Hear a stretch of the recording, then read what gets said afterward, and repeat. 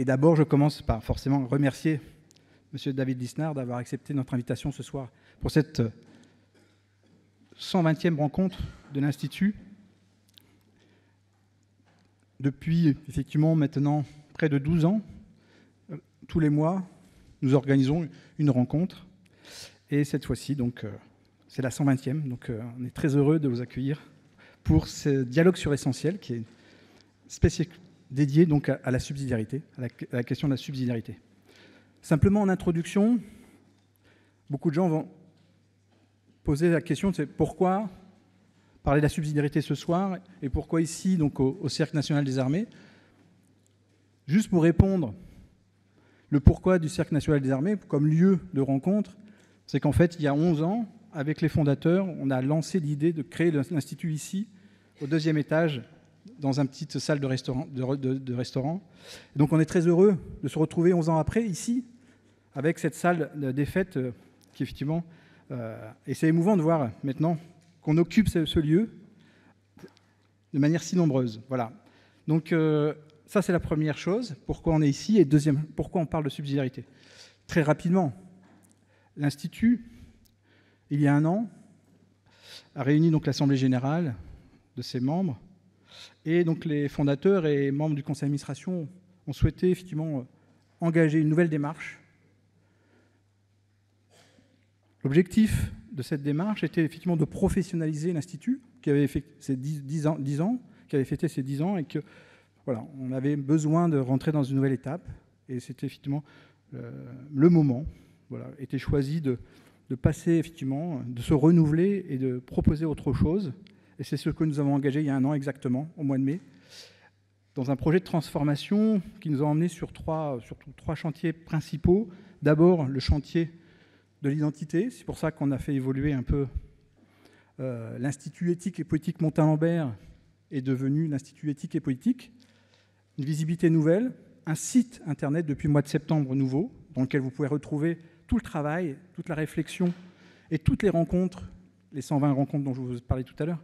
Vous pouvez les retrouver toutes donc, sur notre site internet, donc ethiquepolitique.fr.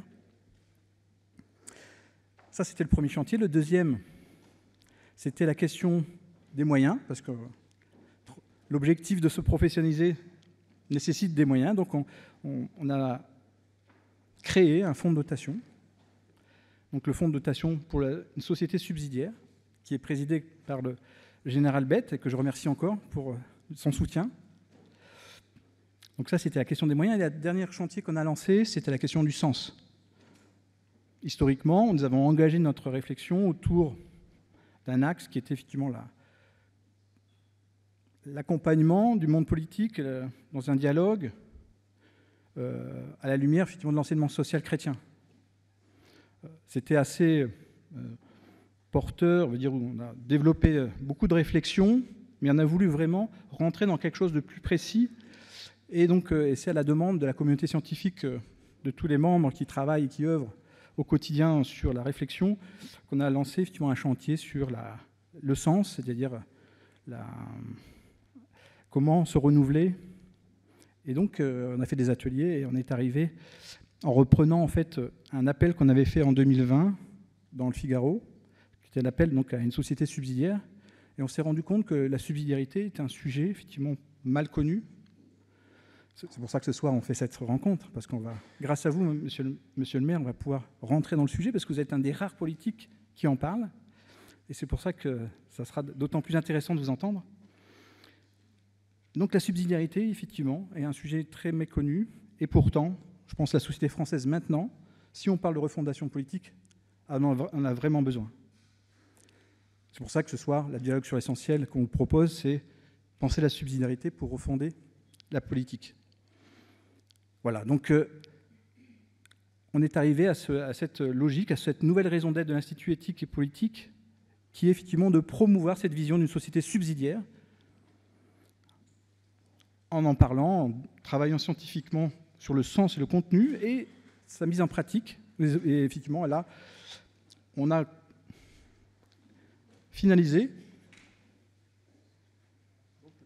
le premier travail scientifique, qui est effectivement notre lettre aux décideurs, qui effectivement rentre dans le concret de ce que c'est la subsidiarité, et la subsidiarité dans des domaines qu'on peut effectivement sur l'éducation, l'économie, l'écologie, et même les institutions, qui en a aussi besoin. Donc, première lettre aux décideurs, et donc on est très heureux, monsieur le maire, de pouvoir vous remettre en avant-première cette lettre qui va être, dans les prochains jours, envoyée à tous les responsables des institutions en France et aussi donc,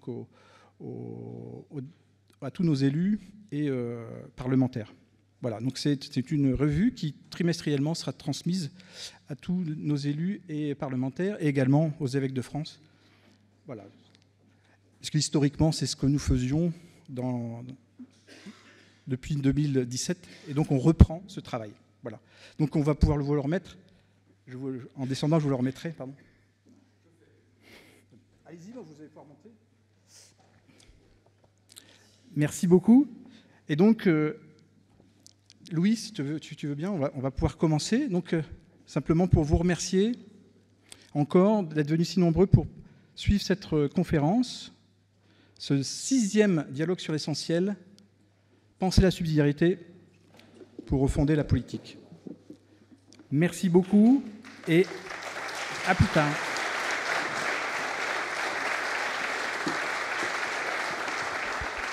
Merci beaucoup, Monsieur le Président. Non seulement je la reçois avec joie et honneur, mais en plus je vais la lire. Voilà.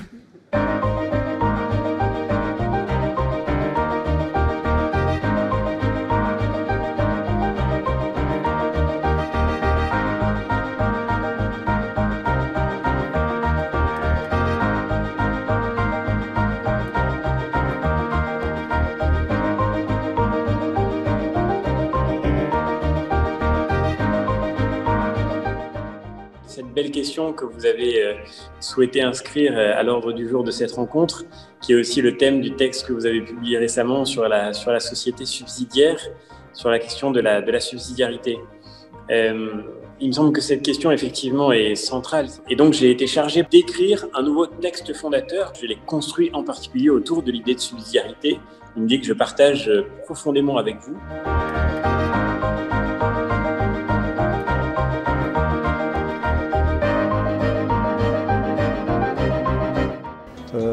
Sur ces 10 années, donc rencontré la quasi-totalité des plus grandes personnalités politiques d'aujourd'hui, du président, des présidents au Premier ministre, comme à la grande partie des responsables politiques des grandes formations que nous connaissons.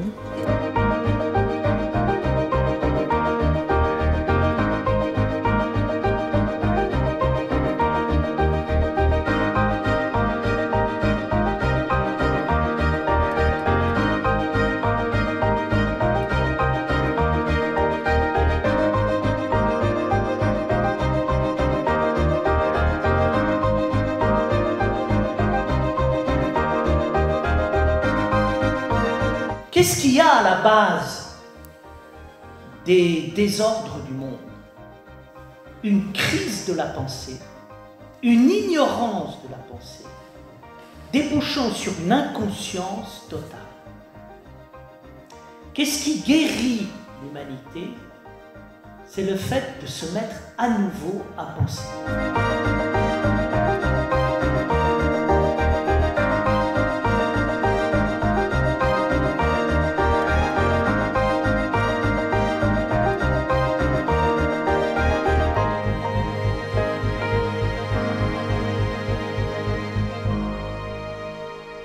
Bien, bonsoir à tous et merci beaucoup Ludovic pour ces quelques mots. Je précise que nous avons à peu près 1 heure. Il y aura à la fin quelques questions qui seront posées par des experts, à monsieur le maire qui donc devra y répondre, mais pas de questions de la salle en soi.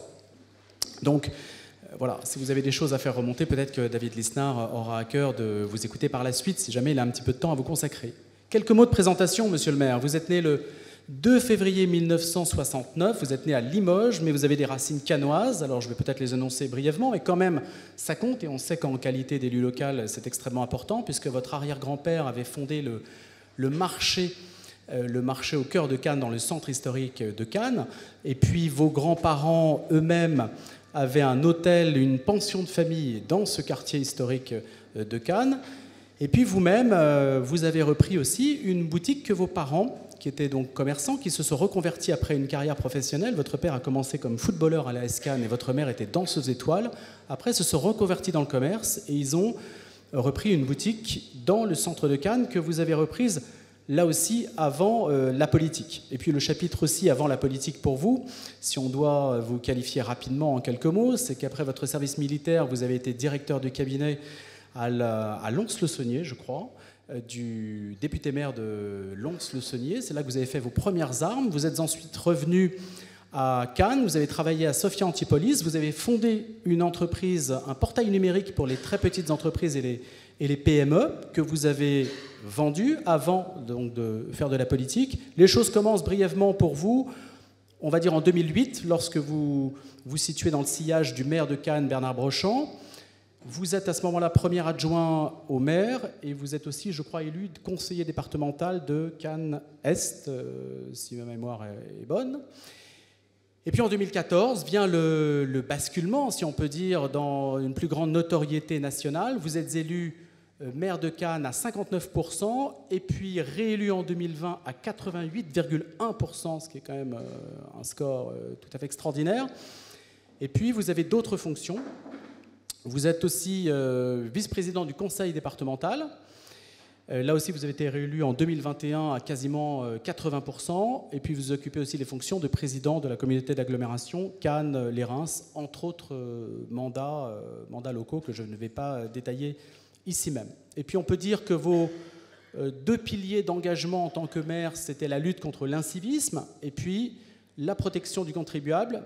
Vous avez réduit la dette de quelques 66 millions d'euros et puis vous avez lancé un programme de renouvellement urbain, de renouveau urbain très important, d'1,5 milliard d'euros depuis 2014, qui a changé le visage de Cannes et qui explique sans doute en grande partie votre réélection magistrale, ainsi qu'on a pu le souligner.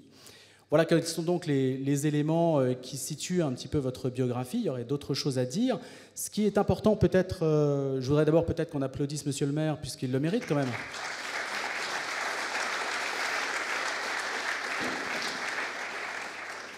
Dernier élément, vous présidez l'Association des maires de France, comme on le sait. Il y a d'ailleurs plusieurs maires dans la salle et certains vous poseront des questions tout à l'heure. Et vous avez été là aussi réélu, je crois, il y a peu de temps à cette fonction. Pas encore ? Bon, ça ne saurait tarder. Pardonnez mon faux pas. Bah, écoutez, c'est la loi des séries en tout cas. Alors la première question que je vous poserai, si vous le voulez bien, elle fera un petit peu écho à l'actualité. On sait qu'Emmanuel Macron... On va essayer d'ordonner notre propos autour de 3 têtes de chapitre. Le premier, c'est la décentralisation. Le deuxième, c'est la simplification. Et puis le troisième, c'est bien commun et société subsidiaire, en quoi ça marche ensemble. Alors, sur la décentralisation, la première question, c'est dans l'actualité immédiate, puisque vous avez Carole Delga qui préside Régions de France, qui a souhaité davantage de décentralisation. Et puis Dominique Faure, qui est le ministre chargé des collectivités territoriales, lui a répondu que ce n'était pas forcément la priorité aujourd'hui, qu'elle était plutôt dans une logique d'approfondissement. Et donc la vraie décentralisation souhaitée par Emmanuel Macron semblerait marquer aujourd'hui peut-être un temps mort, malgré quelques demandes. Je voulais savoir si vous étiez sur la même ligne que Carole Delga, d'abord. Est-ce que vous êtes pour demander plus de décentralisation, ainsi qu'elle l'a demandé au président de la République ? Merci. Vous me permettrez de faire une petite introduction, mais pour ne pas vous faire croire que je ne veux pas répondre à la question, je dis oui, je suis plutôt sur la ligne de Carole Delga. Voilà. Mais ensuite, je vais y revenir. Je voudrais d'abord remercier Monsieur le Président de ces mots d'accueil et de cette invitation. Merci, mon général, aussi de votre accueil. Merci à vous tous de votre présence à la fois nombreuse et qualitative qui me met une pression supplémentaire pour les propos qui vont suivre. Le deuxième élément, vous avez rappelé quelques épisodes de vie. C'est toujours très particulier d'entendre parler de soi. Ça peut flatter un peu l'ego, ça interpelle en tout cas. Mais pourquoi vous parlez de ça ? Moi-même, je ne souhaite pas alimenter un récit narcissique et autocentré dont la vie politique nationale nous montre le pire de temps en temps. Mais pourquoi ces éléments sont importants ? Parce que j'ai aussi dirigé une boîte d'événementiel. J'ai toujours bossé parce que les réponses que je vais vous faire maintenant, et il faudra les accepter avec le surplus d'expérience qu'elles auront, mais peut-être parfois le manque de caractère universitaire ou scientifique, sont des réponses qui sont amenées par mon expérience de vie. Ce n'est pas une facilité non plus oratoire que de le dire. Les concepts que vous évoquez, par exemple la subsidiarité, je l'ai découvert très tard. Je pense avoir été un monsieur Jourdain de la subsidiarité, en fait, par ma vie. Je l'ai pratiqué, j'en dirai quelques mots tout à l'heure, mais j'en ai découvert très tard la quintessence philosophique, notamment du thomisme, enfin, qui est magnifique d'ailleurs, hein, ou des encycliques, de Rerum Novarum, enfin de tout ce qui a fondé cette doctrine. Moi, la première fois que j'ai entendu parler du terme, c'est quand j'ai fait des études, et pour moi, ça sonnait un peu techno-européen, donc je n'avais pas un a priori positif. Puis je me suis rendu compte que la vraie subsidiarité est indissociablement liée à la liberté, donc à la dignité, donc à la responsabilité. Enfin, vous mettez... Et donc, c'est un élément important. Mais les réponses que je pourrais faire tout à l'heure n'ont pas parole, vous me permettrez cette expression, d'évangile.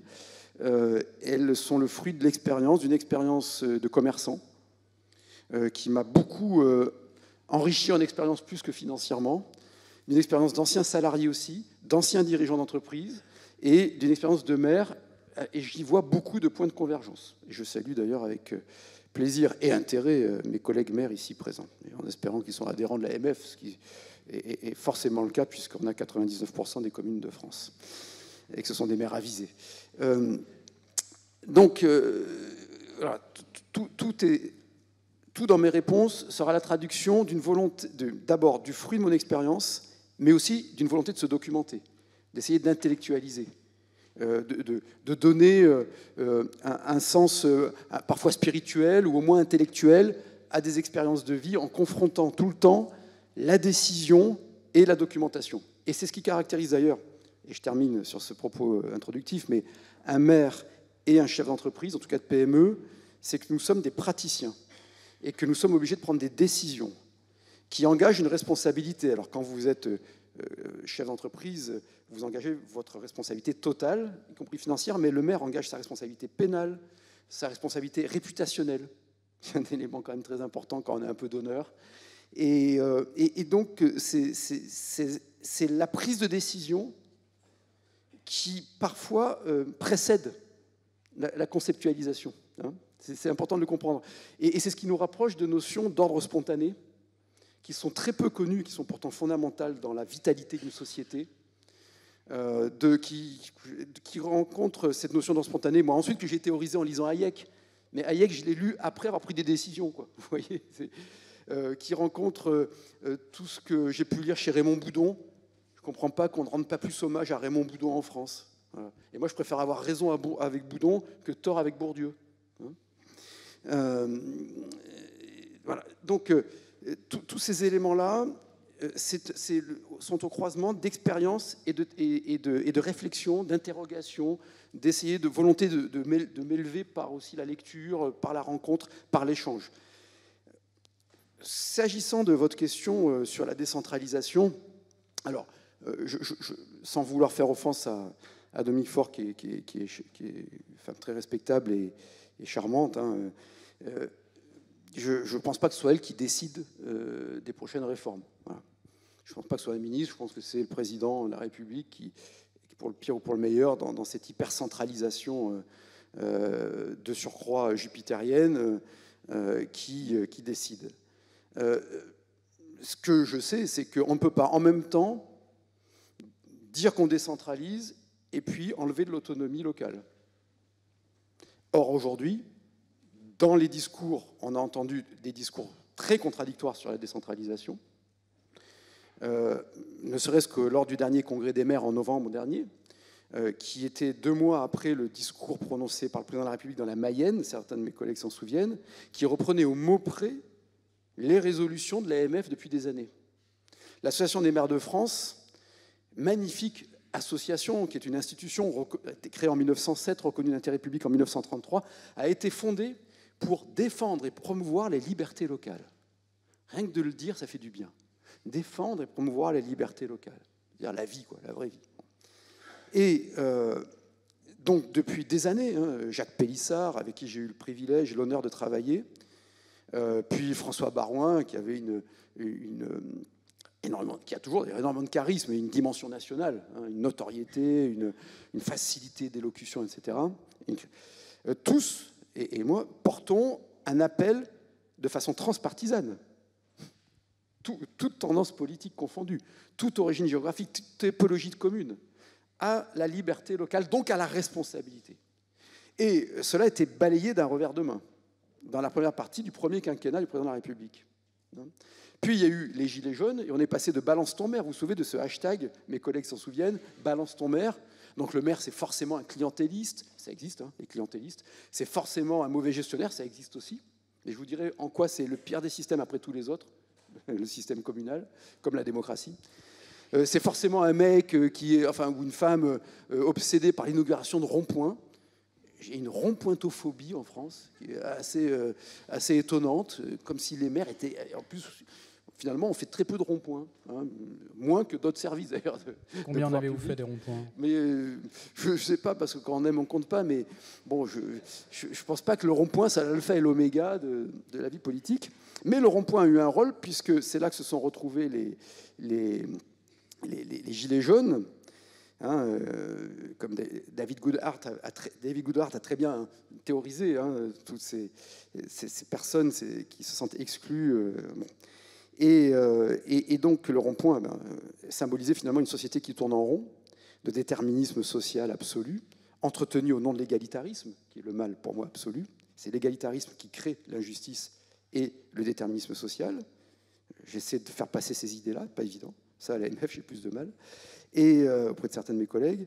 Et donc, tout d'un coup, on est passé de « balance ton maire » à « accroche-toi à ton maire ». Parce que tout d'un coup, le maire, c'était le terroir, le territoire. D'ailleurs, vous constaterez, c'est un truc qui m'agace profondément, parce que les mots sont toujours révélateurs. Quand on ne dit plus, on n'entend plus le territoire, on entend les territoires. C'est bien le signe de l'archipélisation du pays. De même qu'on ne dit plus le public, on dit les publics. C'est très signifiant. Ou de la reconnaissance de leur diversité. Non, parce que la diversité, c'est une tautologie. La vie est diverse. C'est un pléonasme. Enfin, il n'y a qu'un technocrate qui peut croire qu'on a besoin de reconnaître la diversité.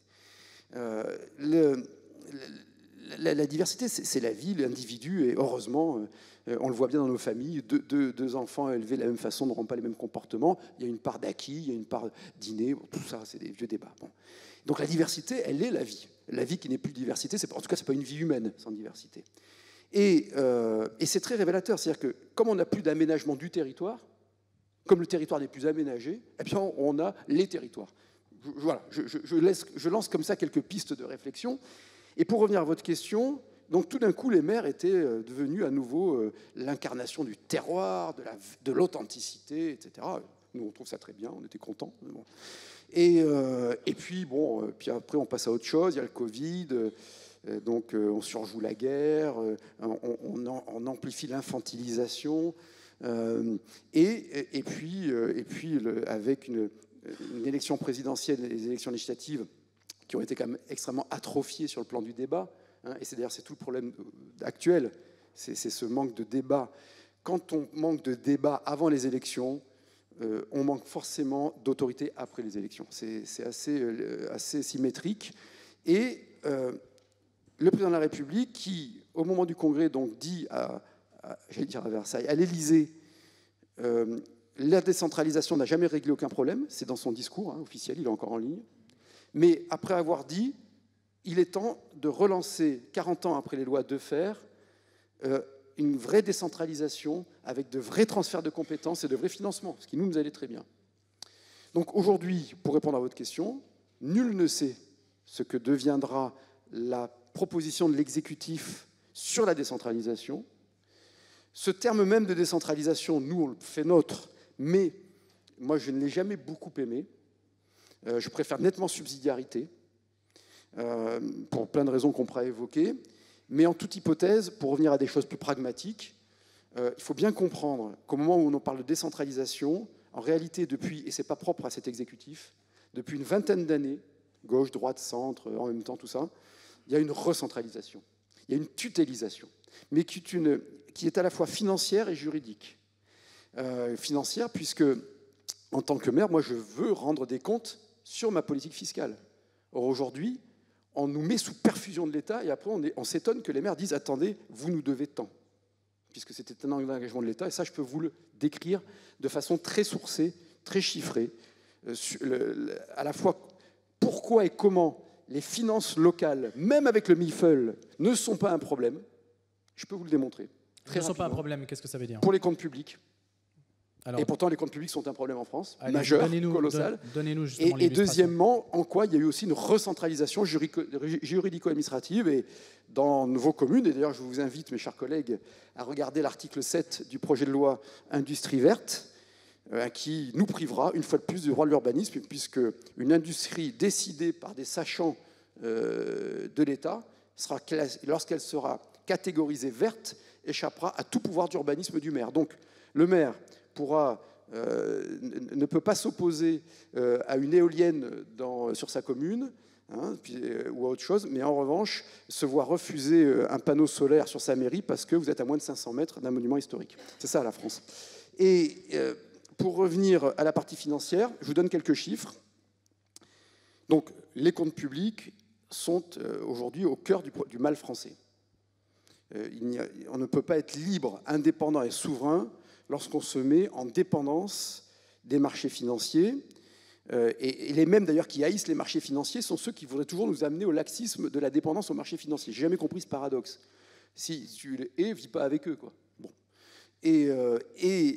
Donc, première remarque. Deuxième élément, nous avons le record du monde de la dépense publique, avec une dette qui continue d'augmenter. Quand le ministre de l'économie et des finances dit, repris par tous les médias, nous allons accentuer la baisse nous allons accentuer le désendettement, il y a 10 jours. Mais ça me fait sourire. La France va emprunter, je crois, 271 milliards sur les marchés financiers cette année, avec une charge de la dette qui va augmenter de façon exponentielle avec les taux d'intérêt. On n'est qu'au début d'un d'un vrai problème financier international, j'en suis convaincu. On pourra en parler, mais c'est hors sujet ici.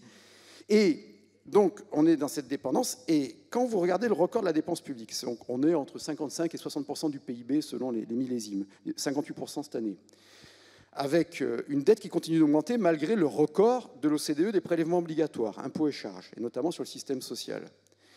Que quand vous reprenez 100% de dépenses publiques, la moyenne européenne des pouvoirs publics locaux, qu'on soit dans un État fédéral comme l'Allemagne, ou dans un État central comme la France ou comme l'Allemagne, la moyenne européenne, c'est 39%. Des pouvoirs locaux, quelle que soit l'organisation, c'est 39% du total de la dépense. La France, c'est 19%, pays le plus faible. Alors on pourrait dire, oui, mais en valeur absolue, comme on a plus de dépenses publiques qu'ailleurs, ces 19% sont plus importants. En pourcentage de PIB, on doit être à 12 et quelques de dépenses publiques locales, région, département, plus bloc communal, commune interco, et là où la moyenne européenne est à plus de 14. J'ajoute, deuxième élément, c'est que le problème, ce n'est pas la dépense. Quand on a géré une boîte, on sait que le problème, ce n'est pas la dépense, c'est l'excès de dépense, c'est la dépense non productive. Mais si j'augmente mes dépenses de 100, mais que j'augmente mon EBITDA de 200, ça ne me pose pas de problème. Bon, hein, ça me paraît assez évident. Mais ça, les technos, soit ils sont laxistes, soit ils vous disent qu'il faut baisser les dépenses, même si elles sont productives. Et dernier là-dessus, j'ai compris que j'étais trop long, mais c'est important, parce que pour une fois qu'on peut se parler sans être sous le poids de l'urgence d'une matinale ou de choses comme ça, lorsqu'une collectivité emprunte, même la plus mauvaise des collectivités, il n'y en a pas très loin d'ici, vous ne savez pas de qui je parle, alors, chacun il voit ce qu'il veut, vous devez respecter la règle d'or. C'est-à-dire que vous n'empruntez que pour de l'investissement. Hein, vous n'empruntez pas pour du fonctionnement. Donc, à chaque fois, il y a un actif. Alors, tous les actifs ne sont pas cessibles, évidemment. Mais à chaque fois, il y a un actif. Et quand on prend la dette de l'État, la dette publique, la dette des collectivités territoriales représentait... Alors, c'est vrai qu'il y a eu une augmentation tellement forte. Mais il y a 25 ans, c'est assez facile, c'était plus de 20%. C'était 24%. Aujourd'hui, c'est 8,8% du total de la dette publique. Toutes les collectivités territoriales confondues, malgré les gabegies qu'il peut y avoir ici et là, les clientélismes, les abus, parce que ça existe, évidemment. Et le bloc communal, c'est 4,5%.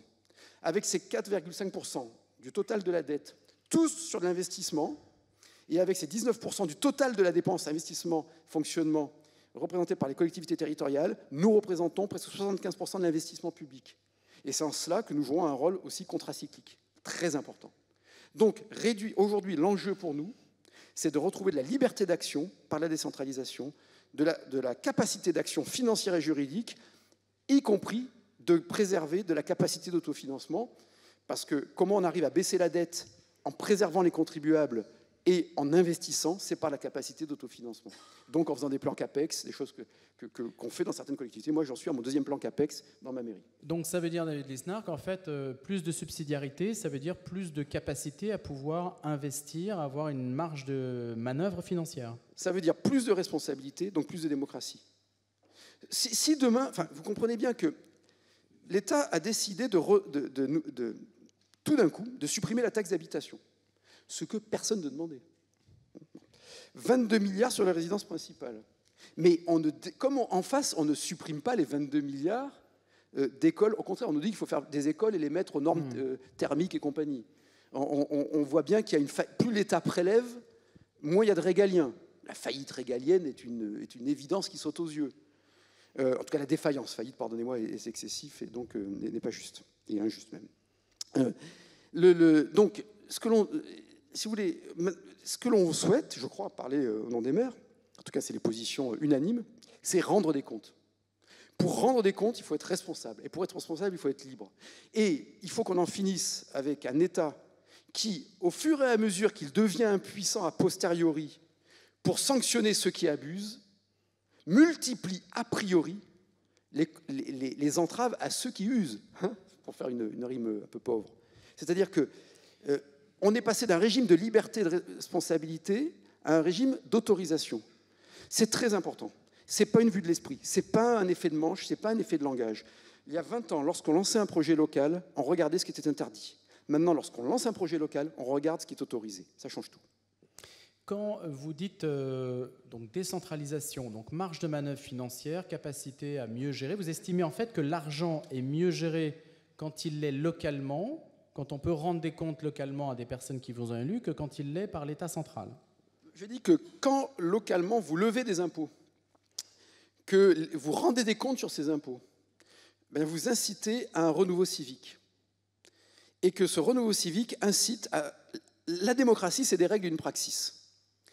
Aujourd'hui, tout le monde parle des règles. Je crois que ce qui est le plus malade, c'est la praxis. Et qu'effectivement, en nous faisant quémandeurs d'argent de l'État qui lui-même est surendetté, on amplifie la crise civique, qui est la seule crise majeure. On a des défis colossaux, le défi environnemental, le défi numérique, le défi économique, le défi démographique, le défi sécuritaire, le défi social, tout ce que vous voulez. Ce sont des défis qu'il faut relever et qui sont ardus, pour certains d'autres planétaires. Mais nous avons une crise, c'est la crise de l'engagement, c'est la crise civique. Et que le fait d'avoir déresponsabilisé le pouvoir local, c'est-à-dire des communautés locales, on va faire un peu de Rousseau, tiens, d'avoir affaibli le contrat social local, va au détriment du bien commun, va au détriment de la responsabilité de l'élu, donc civique. C'est cette magnifique phrase de Tocqueville, comme tout Tocqueville, qui est d'une modernité, d'une clarté, d'une limpidité. C'est dans la commune que réside précisément la force des peuples libres. C'est dans la démocratie en Amérique. Voilà. Mais deux éléments quand même, parce que le maire en France a quand même beaucoup de pouvoir. C'est quand même un pouvoir qui est très reconnu, encore très lié justement à l'engagement civique, même s'il y a beaucoup de maires qui renoncent à leurs fonctions. Et puis quand, puisque vous avez cité les lois de décentralisation, en 1982, on avait donné des compétences à des collectivités locales, mais pas les budgets, et ça s'est traduit par une inflation fiscale quand même très importante, qui a peut-être fait réfléchir sur l'autonomie à donner au local. Est-ce qu'il n'y a pas là une sorte de, comment dirais-je, d'abus des pouvoirs locaux dans le sillage de cette décentralisation des années 80? Alors, attention, à mon avis, au sophisme, hein, ou en tout cas aux effets de généralité. Des abus, il y en a, évidemment, je l'ai dit tout à l'heure. Des ronds-points, il y en a trop aussi. Une fiscalité en particulier, une fiscalité mais sur élevée. La fiscalité, je vais vous faire une démonstration par l'inverse. Depuis 15 ans, taxe professionnelle, puis taxe d'habitation, et désormais CVAE ont été supprimés. Et pourtant, les prélèvements obligatoires augmentent. Ce n'est pas en déresponsabilisant l'impôt que vous baisserez la pression fiscale. La difficulté, d'abord, il n'y a pas eu d'inflation fiscale communale, ça c'est pas vrai, c'est pas exact. Hein. D'abord parce que c'est très compliqué d'augmenter la fiscalité communale. Alors on a des exemples ici, hein, mais il n'y a pas eu globalement d'inflation fiscale communale. Ce qui a augmenté en France sont les cotisations sociales et la fiscalité nationale, et avant tout. Ensuite, on en arrive directement au thème de la subsidiarité, mais la responsabilité locale, si vous ne levez plus l'impôt local, que parallèlement, donc, c'est ce qui est en train de se passer, il ne reste que le foncier bâti. C'est-à-dire, il n'y a plus que les propriétaires, ce qui est profondément injuste, qui aujourd'hui assume ce qui est profondément injuste et destructeur de liens civiques. Vous incitez une partie essentielle de la population à être elle-même dans la requête, puisqu'elle n'est pas connectée à une fiscalité. Ce système, cette évolution est très perverse. Alors, qu'il y ait des effets de bord, décentralisation à corriger, moi je veux bien, mais regardez les comparaisons internationales. Mais on est resté sur l'image que la décentralisation avait permis à des barons locaux de se construire des palais, etc. Oui, mais bien sûr qu'il y a eu des hôtels de région, comme il y a eu des très belles préfectures. L'autorité est passée au XIXe siècle, depuis Napoléon, par des très belles préfectures, par des très beaux hôtels de l'armée. Et alors ? Enfin, ce qui compte, c'est que l'argent soit bien utilisé. Ce qui compte, c'est la performance publique. Et cette performance publique, personne n'en a le monopole, ni le local, ni le national, de même de la contre-performance. Mais il y a quand même des principes. C'est comme si vous me disiez, il y a des patrons de PME qui font n'importe quoi, qui font bon, je sais que ça n'est arrivé à personne ici de faire de l'abus de lien social, évidemment. Mais ça arrive, l'ABS, hein, des petites notes de frais, des choses comme ça. Non, mais il y a parfois, plus sérieusement, il peut y avoir des ABS graves ou des dérives qu'il faut mettre sous tutelle les PME. C'est avec ce type de raisonnement qu'on est en train de déclasser la France. Donc, ce qu'il faut voir, c'est certainement avoir une vraie décentralisation. Le président de la République avait raison lorsqu'il utilisait ces termes, c'est-à-dire d'avoir clairement des compétences transférées de façon pleine et entière, de cesser l'émiettement des compétences. Il faut qu'il y ait un responsable par compétence. Ça, c'est indispensable. Alors, allez-y sur les compétences. Et ensuite, une fiscalité par compétence. Quelles sont les compétences que vous attribuez prioritairement au local? Non, je serai pour le coup assez prudent parce que je suis quand même président de l'Association des maires de France et toute la maïeutique de l'AMF, c'est de prendre des positions communes. Hein. Donc, chacun de mes propos pourra se retourner contre moi. Alors, je pose la question autrement. Par quel type d'action doit passer la subsidiarité dans ce cas? Quelle attribution le maire retrouve? Alors, le maire ou pas, mais par exemple, bon, moi, alors, à titre personnel et pas AMF, je pense qu'il faudra qu'on revoie un jour l'architecture département-région.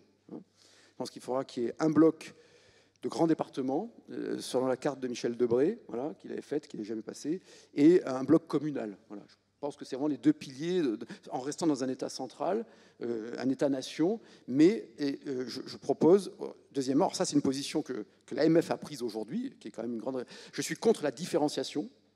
C'est-à-dire c'est la dernière invention qui part d'un bon sentiment. C'est-à-dire le Sénat, au départ, on est tous pour la différenciation. C'est-à-dire que les lois sont tellement monolithiques, elles sont tellement bavardes. Vous savez, hein, c'est la fameuse phrase dans l'Empire du bien de Philippe Muret. Hein, c'est quand les empires s'effondrent que les lois se multiplient. Hein. Et donc, la loi climat et résilience, par exemple, du 22 août 2021, est une bombe à fragmentation sur le zéro artificialisation nette, qui part de bonnes intentions, mais qui voit la lutte pour la biodiversité de façon technocratique. C'est-à-dire, au lieu de le faire dans une approche libérale, j'ose le mot, et donc de définir du droit et des échéances, et de donner une valeur pécuniaire aux externalités négatives du non-respect de ces principes d'ordre public environnementaux, on définit un stock de terrain qu'on ne peut... et donc 125 000 hectares pourront être urbanisé dans les 10 prochaines années. Expliquez-nous dans le cadre d'une économie subsidiaire. Je n'ai pas oublié la première question. Et donc, là-dessus, ensuite, on vous dit donc il faut localement voir qui peut construire ou pas. Mais il faut faire des centrales nucléaires, il faut faire le canal Rhin-Rhône, il faut réindustrialiser, sauf que loi SRU, loi Allure, enfin toutes ces lois d'inspiration quand même très soviétiques, et loi climat et résilience, créent la pénurie de foncier. C'est ce que ne comprennent pas les... Et donc cette pénurie de foncier fait déjà... Et donc on supprime la CVAE pour retrouver la compétitivité sur la fiscalité locale économique, et non pas de production, c'est une différence. Mais parallèlement, on va avoir un coût du foncier qui est déjà multiplié par 5 ou 10 de foncier disponible. C'est typiquement... Alors, pour parer ça, les législateurs nous disent, ou l'exécutif, on va faire une différenciation qui va permettre, et j'ai apporté la sémantique, elle est assez effrayante, hein, je l'ai là en annexe si vous voulez tout à l'heure, de donner un pouvoir, y compris sur la définition des compétences selon les singularités locales. Ça, c'est typiquement le contraire de ce qu'il faut faire. C'est-à-dire qu'on fait des lois tellement monolithiques qu'on veut donner les pouvoirs de détricoter la loi. Non, moi, ce que je veux, c'est qu'il y ait la même loi pour tous, mais qu'en revanche, on transfère un pouvoir réglementaire d'application des lois. C'est-à-dire que les décrets soient du ressort des collectivités territoriales. Donc on n'est pas un État fédéral, la loi reste du ressort de l'État, l'État se recentre sur des lois de disposition d'ordre public, et en revanche, l'application de la loi est du ressort de la responsabilité locale. Premièrement. Deuxième élément, pensez-vous que les hôpitaux dans lesquels on a enlevé les élus depuis 20 ans soient mieux gérés qu'avant? Alors moi, je vous donne la réponse, c'est non. Les hôpitaux n'ont jamais coûté aussi cher. On n'est plus président du conseil d'administration, on est président du conseil de surveillance. Et parallèlement, les hôpitaux n'ont jamais coûté aussi cher aux contribuables. Et on a les soignants les moins bien payés, parmi les moins bien payés d'Europe, avec 34,2% de charges de back-office administratif, là où c'est 25% en Allemagne, 24% en Suède, pour prendre des pays très administrés. C'est le nœud gordien qu'il faut trancher. C'est celui de la surbureaucratie qui est produite par l'enchevêtrement des compétences et par la centralisation. Donc, la décentralisation, moi, je suis désolé, c'est la subsidiarité. C'est de dire pourquoi, après tout, une collectivité territoriale n'aurait pas le droit de faire un hôpital. Et en revanche, l'État intervient après, voit s'il y a des trous dans la raquette et veille à l'égalité des équipements dans le territoire avec une politique d'aménagement du territoire. Et là, on retrouverait, je pense, on réconcilierait performance publique et universalité du service public. C'est ce qui est beau dans le service public, c'est que c'est universel, c'est la continuité du service public. Donc la décentralisation ne peut être conçue, à mon sens, que par une réflexion sur la subsidiarité. Et donc les maires, aujourd'hui, ont la clause de compétence générale, mais elle est rognée de plus en plus. On a de moins en moins de pouvoir. On ne peut plus lever l'impôt quasiment. Donc on ne peut pas rendre des comptes, donc on ne peut pas pratiquer la sobriété fiscale. Aucun intérêt, puisqu'on n'est pas jugé là-dessus. Et deux, on a de moins en moins de pouvoir d'urbanisme, tout simplement parce que les textes se contredisent, que les textes s'enchevêtrent. Le Code général des collectivités territoriales, c'est plus notre petit livre rouge à nous, il était déjà maoïste, c'est notre gros livre rouge à nous. 600 pages. Non, une bêtise. En 20 ans, le Code général des collectivités territoriales, et c'est sourcé, hein, c'est Légifrance et Dalloz, les deux confirment, a été multiplié par 3. Par 3, c'est pas plus 10%, pas plus 20%, c'est 200%. Le Code de l'environnement, en 10 ans, est passé de 100 000 mots à 1 million de mots. Le Code de l'urbanisme est passé de 600 pages à 3600 pages en 40 ans, et une augmentation de 42% des textes sur les 20 dernières années. Donc, cette boue de réglementaire enlève du pouvoir, donc, enlève de la capacité d'action. David Lisnard, si je résume, retrouver des marges de manœuvre fiscales. Donc j'ai beaucoup avancé oui, les précédents. Le décret, la question de pouvoir faire passer les décrets. Oui, avoir un pouvoir et avoir un État qui contrôle a posteriori, mais qui n'entrave plus a priori. Donnez-nous un exemple, comment vous géreriez la question, ou comment vous la gérez, de l'artificialisation des sols, puisque justement vous avez pris cet exemple du foncier. Comment, dans un État subsidiaire, ce cas pratique serait illustré? Oui, c'est une très bonne question. Alors, on va faire de la réflexion à voix haute. Hein. Mais d'abord, j'en ferai un objectif politique. Dire, nous avons un impératif écologique. Admettons qu'il y a un impératif écologique. Il y a un impératif écologique. Avec 3 objectifs généraux. 1, lutter contre la part anthropique du réchauffement climatique, la part humaine du réchauffement climatique. 2, lutter pour la biodiversité. 3, lutter contre les particules fines. Pour atteindre ces objectifs, il faut lutter contre l'artificialisation des sols. Hein. Tout ça, bon. Aujourd'hui, nous avons en France les lois les plus contraignantes en termes d'utilisation des sols. Déjà. Hein, j'en ai cité quelques-unes tout à l'heure, mais ça se traduit de façon très concrète. Il y a les lois sur... On a les lois les plus restrictives de droit sur les centres commerciaux. On a le record de centres commerciaux par habitant. À un moment donné, il faudra se poser la question, quoi, pourquoi ça ne marche jamais. Alors même si c'est contre-intuitif ce que je dis, je l'assume, tant pis. Tant mieux, je l'assume. Vous voulez industrialiser. L'usine Tesla, plus gros investissement industriel en Europe, devait venir en France. C'est très... voulait venir en France, malgré quelques difficultés fiscales, etc., voulait venir en France. Pourquoi ça a été finalement dans la banlieue de Berlin? C'est pour une question de disponibilité du foncier. Et c'était avant la loi climat et résilience. Vous voulez avoir un foncier disponible en Suisse 7 jours. 27 jours. 7 jours, c'est la règle des 7. Je vais vous la dire exactement. Non, je ne l'ai pas là. Mince. Vous voulez avoir accès en Italie, c'est 27 semaines. Voilà, 27 jours en Suisse, 27 semaines en Italie. Vous voulez avoir votre foncier en Allemagne, vous êtes aussi sur 27 semaines. En France, dans le meilleur des cas, c'est 27 mois. Meilleur des cas. Avec la loi climat, donc, il faut partir de ce constat. Il faut partir de ces objectifs de lutte contre l'artificialisation. Donc, ce que vous faites, d'abord, vous en faites un objectif politique. Vous dites, moi, je suis un démocrate, et c'est donc à la souveraineté nationale de décider si on doit lutter contre l'artificialisation ou pas. La souveraineté nationale, je suis sûr, à la majorité des cas, dire il y a une gangrène d'artificialisation. Les entrées de ville qui se banalisent, ces banlieues moches, ces centres commerciaux pourris, c'est moche. Bon. On défigure, etc. Ah oui, c'est une réalité depuis 40 ans. La France moche, hein, c'est vrai. Mais c'est triste, d'ailleurs. Malheureusement vrai. Bon. Malgré toutes les lois protectrices. Après, je pourrais vous parler de la fiscalité sur le petit commerce que je connais bien, mais on surfiscalise, et ensuite on vous donne des aides pour faire des commerces de proximité.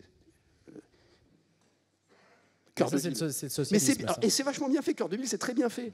Mais moi, je ne veux pas une aide de l'État, je veux qu'on me laisse bosser. C'est ça la subsidiarité. Hein, et donc la différenciation, c'est un pouvoir de dérogation. Mais moi, je ne veux pas un pouvoir de dérogation, je veux un pouvoir de décision. Pas la même chose. C'est complètement différent. Pas expérimenter, je veux prendre des décisions. Je ne suis pas un labo, quoi. Bon. Donc, vous définissez des objectifs. Vous dites, voilà, aujourd'hui, il faut lutter contre l'artificialisation. C'est un objectif de politique nationale. C'est validé par le Parlement. Et vous donnez une valeur à l'artificialisation. C'est-à-dire que vous valorisez les externalités négatives et les externalités positives.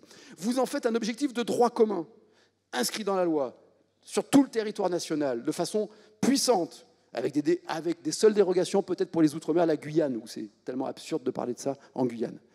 Et ensuite, au lieu de dire, vous avez droit, alors toi, tu as droit à 1,2 hectare, toi, tu as droit à 4,7 hectares. Non, vous créez un système de bonus-malus qui incite à la verticalité, là où c'est possible, en milieu urbain, qui valorise les externalités positives que sont les écosystèmes respectés. Et dans le calcul des dotations, dans le calcul de la fiscalité, vous incitez à une densification urbaine et à une préservation des espaces ruraux. Donc politique de l'incitation et... Mais c'est plus que de l'incitation. C'est-à-dire que tout de suite, il y a un intérêt financier fort. De même que dans la loi climat et résilience, mais pour les chefs d'entreprise, ça va encore plus parler. Dans la loi climat et résilience, il y a exactement la même chose pour les entreprises. Au lieu de dire il faut décarboner par typologie d'activité. Alors, pardonnez-moi pour le vocable, décarboner. Bon. Voilà, il y a eu ce travail qui a été fait, c'est-à-dire telle activité à telle échéance, doit avoir tel bilan carbone par surface, etc. Ça, c'est pertinent. Mais au lieu de dire aux chefs d'entreprise, voilà, en 2030, vous êtes importateur de produits agroalimentaires italiens, parce que c'est un cas que je connais bien, d'un ami qui a une entreprise. Eh bien, vous devez atteindre tel bilan carbone par rapport à la réalité spatiale, immobilière, foncière de votre activité. Et tel bilan. Et si vous ne l'atteignez pas, vous avez, je sais pas moi, un sur-IS, enfin, on crée un système de pénalisation a posteriori. Et ensuite, on fait un bilan. Et puis, si vous l'avez, vous pouvez avoir, pourquoi pas, un bonus. Faisons simple, mais c'est pas comme ça. On vous dit, pour telle activité, vous devez végétaliser votre 3 d'entrepôt. C'est-à-dire que la loi devient productrice de modalités. et non plus de rappel de finalité. Et c'est comme ça qu'on a cette surenchère normative.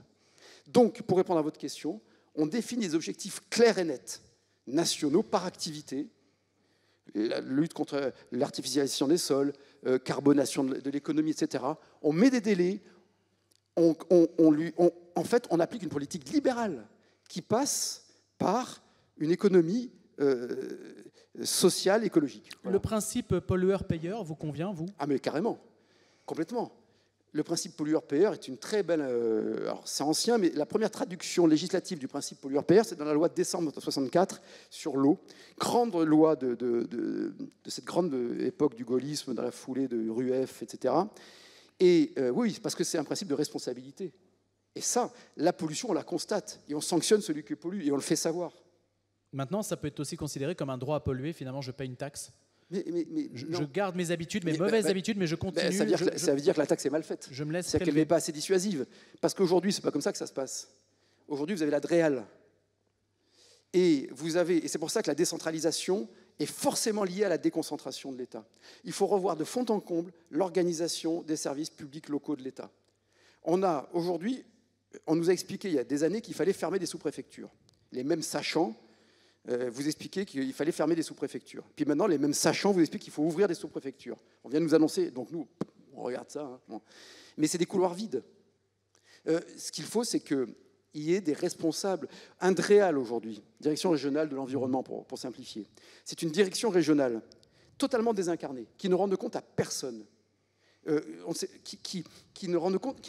je vous donne des exemples, parce qu'on en a tous dans nos communes. Je peux vous citer une multitude d'exemples. Il y en a un que je cite souvent parce que celui-là, il m'a frappé. Appel à projet européen, avec l'ADEME, l'État, etc., pour la performance énergétique et l'autonomie énergétique des îles. Donc c'est un projet européen sur les îles de la Méditerranée, etc. Donc j'y réponds pour Cannes, puisqu'on a les îles de l'Érins, Sainte-Marguerite et Saint-Honorat. Alors tous ces appels à projets, c'est des usines à engraisser les cabinets, hein, parce qu'il y a une ingénierie juridico-administrative qui vous file mal à la tête. Hein. Et donc, on devient lauréat de ce truc. On a EDF comme partenaire, bref. On travaille avec des chercheurs, avec des startups, et avec une nouvelle batterie qui stocke un petit peu l'énergie, bien que l'électricité, c'est des molécules en mouvement et que c'est difficile à stocker, mais bon, ça se stocke. Mais enfin, et on devient lauréat de ce truc. On me félicite, on me remet un machin au ministère, les préfets nous accompagnent, et ça passait par ces batteries plus une canopée solaire sur un espace qui devait faire la taille de la pièce, qui est couvert aujourd'hui de conteneurs à poubelles, de tri, et ensuite ça va sur le continent, et il y a de la compression. Donc là, on faisait une unité énergétique, d'autonomie, par du solaire, ce qui n'est pas saut à Cannes, et avec ces nouvelles batteries, et tout le monde trouvait ça formidable, invisible de l'extérieur parce que c'est dans une clairière, c'est pas visible. Bon. Et sur des panneaux solaires. ABF nous dit oui, ce qui est déjà un exploit, l'architecte des bâtiments de France. Après, on me dit ah oui, mais il faut aller en commission régionale des sites. Donc vous allez en commission régionale des sites, 6 mois avant d'être machin. Puis ensuite, on vous dit bon, ok, mais il faut aller en commission nationale des sites. Donc on va en commission nationale des sites, 6 mois de plus. Entre-temps, on inaugure les batteries. Tout le monde nous donne un avis favorable. Le préfet, la DSTM, l'ADREAL est associé à toutes les réflexions, mais on ne les voit pas, l'ADREAL. Au moment du permis de construire, vous avez ce qu'on appelle un avis conforme de l'ADREAL, qui soutenait le projet, ministère de l'Environnement. Cet avis conforme, par définition, c'est un avis qui n'a pas besoin d'être motivé, mais qui s'impose à vous. C'est comme un avis conforme de l'ABF dans un périmètre... Bon. Eh bien, l'ADREAL s'y oppose parce qu'ils interprètent les zones Natura 2000, et je n'ai pas pu installer les panneaux solaires. Voilà comment on gaspille des centaines d'heures de travail et des milliers d'euros d'argent du contribuable. On a été obligé d'enlever les batteries. J'ai rangé le prix que j'avais reçu de l'innovation, je ne sais pas quoi, piteusement. Et les gens de l'ADREAL ne rendent de compte à personne. Alors, David Lisnard, la centralisation, c'est l'irresponsabilité. Dans le cadre d'un État subsidiaire, prenons justement le cas de ces panneaux solaires que vous avez dû retirer. La logique aurait voulu quoi? Que vous puissiez installer vos panneaux solaires sans en rendre compte à qui, en fait? Mais c'est un peu normal, on peut se dire que dans un État de droit, vous puissiez avoir des institutions qui donnent leur quitus. Moi, je suis très attaché à l'État de droit. Mais aujourd'hui, le maquis institutionnel se fait à l'encontre de l'État de droit. parce que dans la réalité, cette surenchère de règles et de normes, cet enchevêtrement, cette contradiction normative et cette centralisation, elle opacifie le processus démocratique. Elle privilégie la dérogation, c'est-à-dire l'arbitraire. Le nombre d'actions qui sont aujourd'hui, d'autorisations qui sont arbitraires. Donc, par exemple, qu'est-ce que vous auriez reconnu comme procédure dans une société saine, logique de l'état de droit pour ce cas pratique-là? Mais c'est simple, qu'il y ait des normes préalables qui définissent une installation solaire, c'est normal, des normes, etc. Qu'ensuite, admettons qu'il faille un avis esthétique de l'ABF, je ne sais pas en quoi, il est plus à même que nous tous de juger ce qui est beau ou pas, mais admettons. Mais ensuite, ça doit être de l'ordre du recours de tiers. Vous le faites, et puis il y a un recours de tiers. Mais c'est ça l'état de droit. L'état de droit, c'est lorsque vous respectez des règles. Mais aujourd'hui, vous avez des administrations qui sont sans direction, sans directive, et qui inventent des règles. Enfin, il faut vraiment que chacun en soit conscient ici. Hein. Et qui s'interfèrent et qui prennent une décision à la place de la personne élue. Mais c'est une des sources de la crise civique que j'évoquais tout à l'heure, mais qui est aussi une crise de la démocratie, qui est aussi une conséquence de l'impuissance publique croissante dans laquelle nous sommes. On n'a jamais autant eu de dépenses publiques et jamais un secteur public aussi gros et aussi peu de services publics de proximité. Je crois qu'il faut qu'on se pose les vraies questions. Et cela vient avant tout de la surbureaucratie qui, en grande partie, est l'effet des grandes entités. Les grandes entreprises connaissent très bien les effets de bureaucratie et les combattent aussi. Hein. Ce n'est pas propre au secteur public, d'ailleurs. Donc, décentralisation, ça va de pair avec simplification. Oui. Et là, dans le comment faire pour la simplification, oui. Il y avait eu normalement un choc de simplification en 2013, de mémoire. Ah ben les chocs, on en a voilà. Oui, régulièrement. Oui. Est-ce que cette logique de choc de simplification, comment la verriez-vous à votre échelle? Est-ce que ça veut dire de suppression d'interlocuteurs? Vous n'avez pas besoin de quantité d'interlocuteurs, ainsi que vous l'avez mentionné pour les panneaux solaires. Oui, c'est-à-dire que, vous voyez, par exemple, c'est pour ça que la déconcentration, parce que moi je suis attaché à un État fort, hein, si vous voulez, mais un État recentré sur ses missions. Il est de bon ton de dire que ça va être le préfet le patron, ben ok, que ce soit le préfet de département le patron des services de l'État, et qu'il engage sa responsabilité sur des résultats de politique publique. C'est tellement plus facile aujourd'hui d'ouvrir le parapluie et de se protéger. On a d'excellents préfets en France. On a un futur ex-corps préfectoral de très bon niveau. On a des très bons fonctionnaires en France d'ailleurs. Parce que moi, beaucoup de préfets m'alimentent en réflexion, hein, me disent allez-y, je suis. Pourtant, les préfets, David Lisnard, c'est le modèle quand même imposé par Napoléon. C'est quand même très centralisateur au départ. Par Bonaparte, très centralisateur au départ. Mais moi, ce qui est centralisateur, quand il y a 30% de prélèvements obligatoires, ou jusqu'à 40% de prélèvements obligatoires, et que c'est sur la justice, le régalien, enfin, ça me va très bien, moi. Moi, je suis très attaché au régalien et à un État fort, avec des préfets qui ont de l'autorité sur les administrations. Le problème aujourd'hui, c'est qu'on ne sait plus qui est responsable de quoi. La seule source d'efficacité, c'est la responsabilité. C'est la seule. Et la responsabilité ne peut être qu'individuelle. La responsabilité collective, c'est une fumisterie intellectuelle. Voilà. C'est un leurre. Et donc, là-dessus, il n'y a pas de contradiction. Je pense, par exemple, que les DREAL, au pire, on en fait un service des préfets, et au moins on a un patron, on a quelqu'un qui décide, qui dit oui, qui dit non. Bon, et on perd moins de temps. Mais au mieux, je pense que par exemple, les DREAL devraient être décentralisés et pas simplement déconcentrés. Ces services de l'environnement devraient devenir un service des départements, par exemple. Et ça marcherait bien mieux. Est-ce que vous imaginez la subsidiarité dans des domaines où on ne la pense pas aujourd'hui, par exemple l'école? Mais en fait, la subsidiarité, c'est la vie. C'est-à-dire qu'on ne doit pas la limiter à des domaines. La décentralisation, c'est une vision descendante, la décentralisation. C'est-à-dire que l'État est forcément omnipotent, omnipuissant. Je ne sais pas pourquoi, d'ailleurs. Cette croyance existe.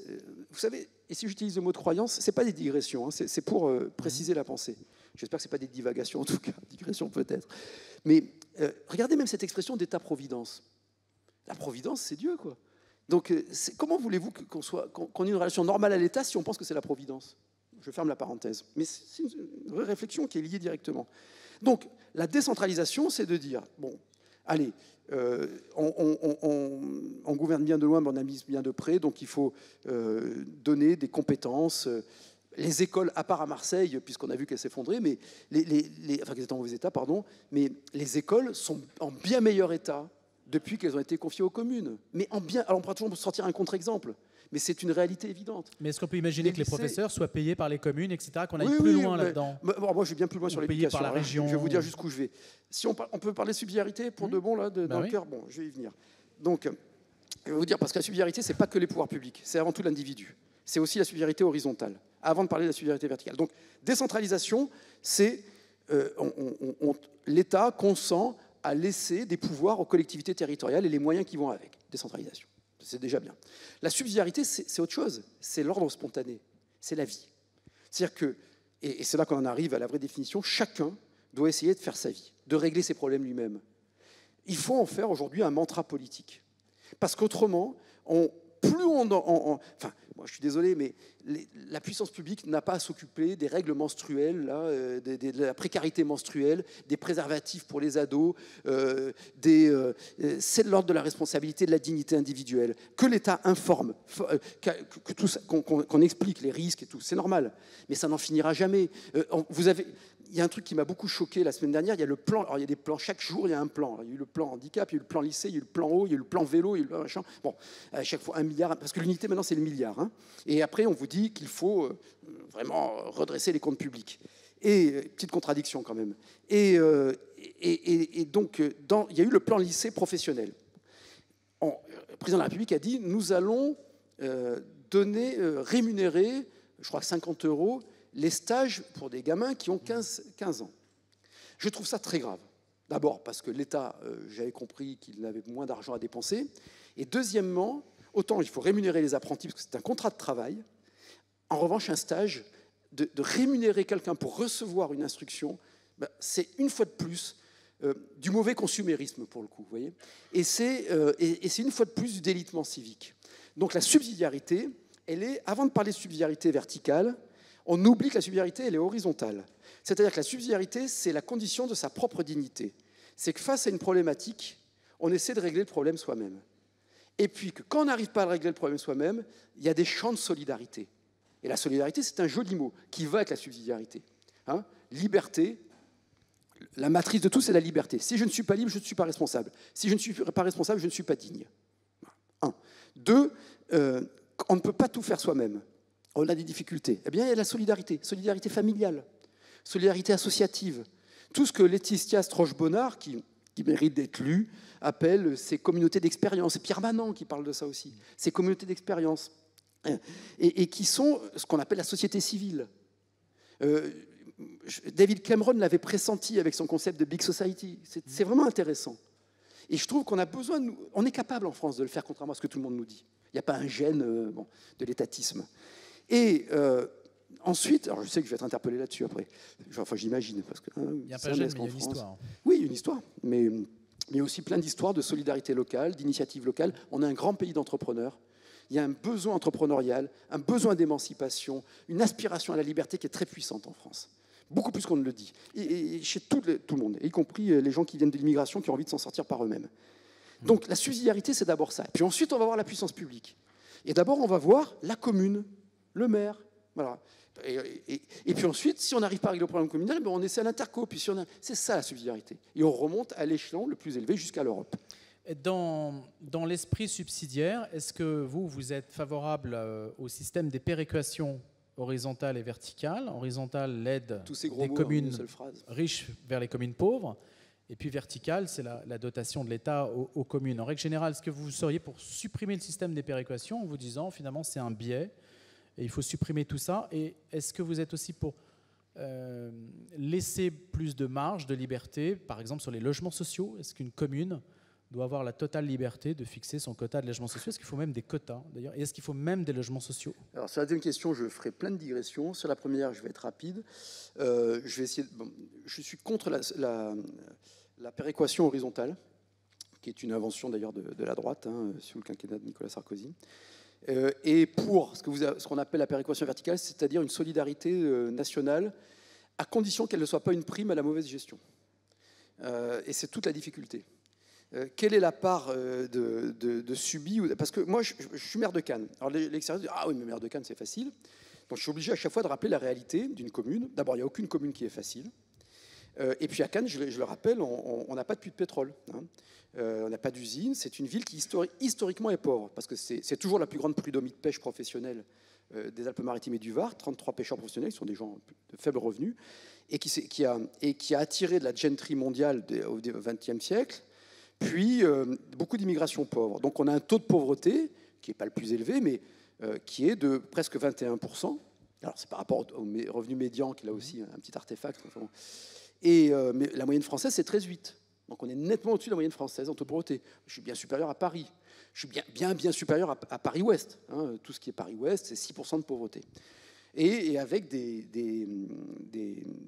personnes très, très pauvres et des personnes très riches, un indice Gini d'inégalité très élevé. Donc, en revanche, il y a une dynamique. C'est une ville qui est dynamique aujourd'hui, pas par le maire, hein, c'est les gens, c'est les entrepreneurs. Il y a une dynamique. Nous, on est un catalyseur, quoi. Au mieux, on est un catalyseur. On essaie de créer des externalités positives. L'espace public doit être agréable, propre, sûr, attractif, voilà, bon, etc. Et donc, à un moment donné, qu'est-ce qui est de l'ordre du subi ou du choisi? C'est quoi une ville pauvre? Alors, il est vrai que parfois, quand vous vous retrouvez face à un exode des forces vives, parce qu'il y a une attraction d'une ville-centre, le meilleur maire du monde, il ne peut pas grand-chose, et il y a une difficulté. Donc, que l'État intervienne, que la solidarité nationale intervienne, vous voyez, comme quoi je mets de l'eau dans mon vin libéral, hein, mais intervienne, mais dans ce cas-là, c'est dans une logique d'égalité des chances, c'est-à-dire que la solution, c'est cette péréquation verticale en aménagement du territoire. La subsidiarité, c'est ça. Qu'est-ce que le marché ne peut pas faire?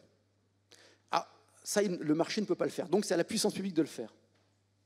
Hein, nous, on raisonne un peu à l'envers en France, de plus en plus. Hein. Et c'est ça, la vraie subsidiarité.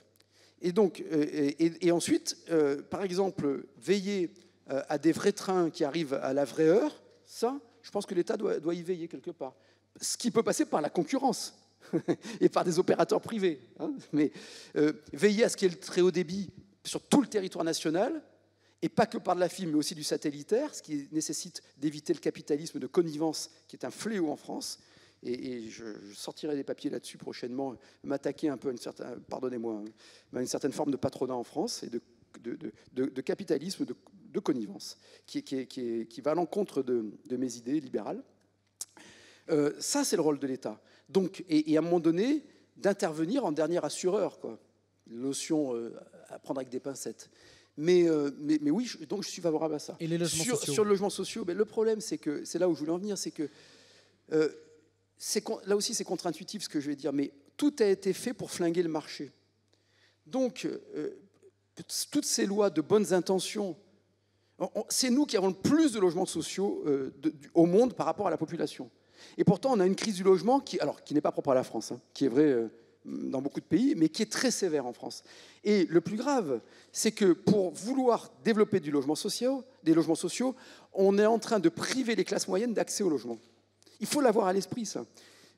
Quand vous êtes maire, surtout dans des zones... Alors, en fait, la loi SRU Allure, ça marche très bien là où c'est inutile. Ce sont des lois très efficaces, là où on n'en a pas besoin. C'est là où il n'y a pas de tension. Là où il n'y a pas de tension, vous avez du foncier. Enfin, jusqu'à maintenant, jusqu'à la loi climat et résilience, il y avait du foncier. Vous logiez, il y a du logement vacant, vous pouvez le transformer, etc. Dans les zones en tension, Paris, grandes agglomérations, ma commune, hein, la difficulté, c'est que, déjà, je vois que sur une commune qui fait 2000 hectares, j'ai 1500 hectares, moi, qui sont dans la même journée, je reçois une injonction à construire 500 logements sociaux et une interdiction d'urbaniser parce qu'on est soumis à une multitude de restrictions d'urbanisme dues aux inondations, aux risques incendie et compagnie. Bon, je vais essayer de ne pas être trop techno dans les réponses. Mais, donc, première contradiction.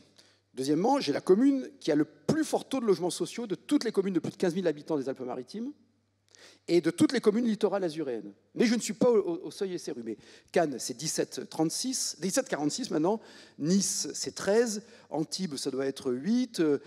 Grasse, c'est 13 aussi. Voilà. Donc, on se retrouve carencé, on peut pas faire plus, on n'a pas de foncier. Et en tant que maire, j'ai intérêt à ne signer que des résidences secondaires, parce que ça ne rentre pas dans le calcul du taux de logements sociaux, ou que des logements sociaux.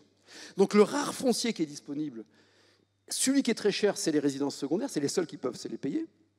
Et le reste, c'est du logement aidé. Et en sachant qu'en France, mes chers amis, 70%, c'est 68% des Français sont éligibles au logement social. Ce qui est dingue. Ce qui aurait dû être une exception pour permettre à chacun de vivre dans la dignité et d'avoir accès au logement, c'est-à-dire les plus pauvres, devient une règle de droit commun. Et les classes moyennes, c'est-à-dire celles qui sont toujours les cocus de l'affaire, qui sont trop pauvres et trop riches en même temps, ont de plus en plus de difficultés à accéder au logement. Et les jeunes ont de plus en plus de difficultés au logement. Il y a une précarité de la jeunesse aujourd'hui qui est très, très puissante, très forte.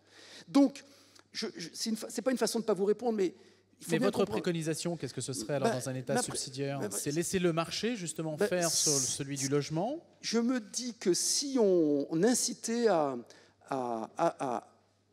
si on valorisait là où c'est possible, hein, tout en préservant le patrimoine, mais à la verticalité, l'optimisation du foncier, si on cessait de surpénaliser fiscalement la résidence principale, si on luttait vraiment contre les squats. Moi, j'ai été plus longtemps dans ma vie locataire que propriétaire. C'est très récent. Hein. Je suis propriétaire de crédit d'ailleurs, mais enfin, je suis propriétaire. Ce que je veux dire, c'est que j'étais un bon locataire. J'essayais de respecter mon propriétaire. Mais quand vous êtes propriétaire, vous êtes planté par un locataire. Donc déjà, si on oxygénait le marché, si on redonnait du foncier préférentiel pour la résidence principale, peut-être qu'on aurait moins de tension sur le logement social et qu'on pourrait recentrer le logement social sur ces véritables objectifs d'aider des gens pauvres. Et non plus aujourd'hui, parce que les bailleurs sociaux, en plus avec la hausse des taux d'intérêt, ils ont un effet de ciseau qui nouille. Le foncier qui augmente, les taux d'intérêt qui augmentent. Mais que font-ils? Ils vont de façon légitime, puisqu'ils ont des obligations des ratios d'autofinancement. Donc ils vont vers les locataires les plus solvables. Donc les plus pauvres n'arrivent pas à se loger. Alors face à ça, on crée un droit au logement qui est un droit virtuel. Et face à cela, on fait des catégories. PLUS, PLUI, PEL machin. Donc vous n'imaginez pas l'usine à gaz. Pour vous donner un dernier exemple là-dessus, j'ai mes objectifs triennaux de loi soviétique SRU. J'attaque au TA la carence qui m'est faite, puisque plus fort taux de logements sociaux des Alpes-Maritimes, des villes des Alpes-Maritimes, et je suis au-delà de mes objectifs triennaux. Et on me carence, alors qu'on ne carence pas des villes à 13% de logements sociaux, c'est de l'arbitraire d'État, pour des raisons politiciennes, et qui n'obtiennent pas qui ne sont pas dans les objectifs triennaux. Bon. Récemment, mes agents, qui sont très bien, une superbe équipe de fonctionnaires, me disent « Monsieur le maire, il faut qu'on fasse moins de logements sociaux, il ne faut pas qu'on fasse cette opération. » Je dis, mais vous plaisantez ou quoi? Je veux faire péter la carence, il faut que je démontre. Bon. Non, parce qu'on est au-delà des objectifs, donc on a dépassé nos objectifs, et là, cette opération-là, vu la valeur du foncier, on est obligé de les mettre sur le sommet du logement social. Donc ça doit être les PLUS, je me trompe dans ces acronymes. Et donc ça fait diminuer notre obligation de logements très sociaux, en pourcentage. Donc, on m'incite à renoncer en valeur absolue, à créer des logements qui régleraient une situation pour améliorer mon pourcentage de logements très sociaux, en sachant que j'ai de toute façon dépassé mes objectifs triennaux, donc ça ne me pose pas de problème par rapport à ces objectifs triennaux. Oui, c'est grave, docteur, bien sûr que c'est grave. David Lisnard, vous allez répondre, puisqu'on arrive au terme de cet entretien et que nous avions jusqu'à 21h, vous allez répondre à 3 questions, à présent 3 ou 4 questions, qui vont vous être posées succinctement. Et donc je m'adresse à la première personne qui va poser cette question, si on peut justement lui transmettre le micro. Je vais essayer d'être plus court, je sais, mais c'est compliqué de répondre de façon courte sur ces questions-là. Bonsoir, monsieur le maire. Merci beaucoup Bonsoir, pour votre exposé très inspirant et assez sans direct. Donc, je suis Lorraine Tourniol-Duclos, je suis économiste. Je travaille à l'Institut Choiseul. Et à l'IEP, donc à l'Institut Études et Politiques, je dirige un groupe de travail sur la souveraineté. Donc la France a indiscutablement beaucoup perdu en souveraineté, quels que soient les secteurs stratégiques, que ce soit l'énergie, les télécoms, le numérique, l'agriculture, la santé, etc. On en a 12 qui sont officiellement identifiés. Autrement dit, perte dans la maîtrise de nos dépendances, perte dans notre liberté d'action et une perte dans notre liberté de décision. Alors la réindustrialisation qui permet d'augmenter la richesse produite par l'industrie dans le pays s'est imposée comme un levier pour gagner en indépendance. Notamment, voilà, donc sur ce sujet-là, dans ce contexte et dans la réalité contraignante qui est la nôtre, vous avez parlé de la contrainte réglementaire, quel rôle peut encore jouer la subsidiarité qui nous reste au profit de cette réindustrialisation de la France? Vaste question, j'espère pouvoir y répondre. D'abord, vous avez parfaitement exposé la réalité, et il est bien qu'on s'interroge sur la réindustrialisation. Parmi les pertes que vous avez évoquées, il y a une perte supplémentaire, c'est la perte de revenus. C'est-à-dire que les secteurs industriels où l'industrie est encore présente, il y en a de moins en moins, mais quand vous allez dans certains secteurs de l'Inde, du Jura, certaines zones de la Vendée et d'autres, bon, ce sont les secteurs où il y a le moins d'amplitude de revenus, mais sans contrainte administrative. Hein. Donc l'industrie crée une meilleure redistribution des revenus. Et donc c'est un enjeu de souveraineté, de liberté, d'indépendance, de revenus. C'est un enjeu social majeur, évidemment. Alors, qu'est-ce que la subsidiarité? Peut-être qu'il ne faut pas trop l'intellectualiser, cette réponse. C'est-à-dire que je crois que c'est le foncier. Voilà.